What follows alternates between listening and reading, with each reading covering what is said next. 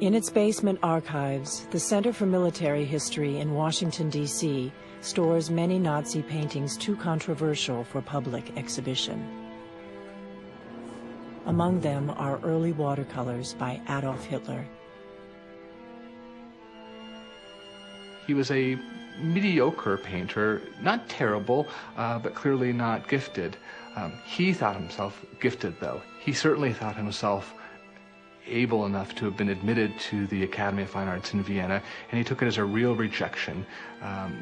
Many of the jurors at the Academy were Jewish, and I suspect that this fueled his anti-Semitism. Generally, he hated what was going on in modern art as a would-be artist himself. There were Jewish artists around, heaven's sakes. Not only that, some of those figures looked like they were wild black Negroes from Africa. How come people like Nolde and Kandinsky can be shown and all this to do about them, and they don't let me shine as an artist? It must have riled him.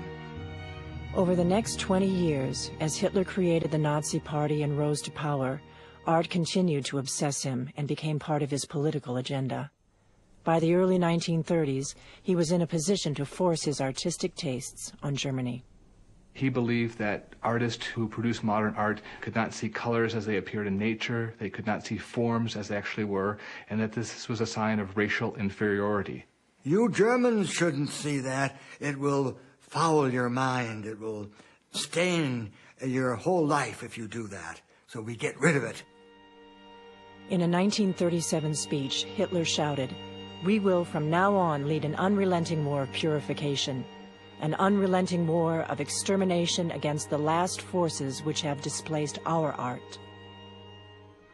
Hitler began with a purge of German museums, ordering them to cleanse their collections of 16,000 works by modern masters like Matisse, Van Gogh, and Picasso.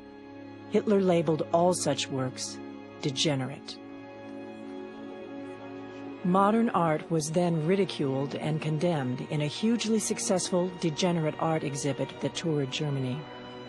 And the best of the German museum's collections of modern art were auctioned off at fire sale prices to benefit the Reich.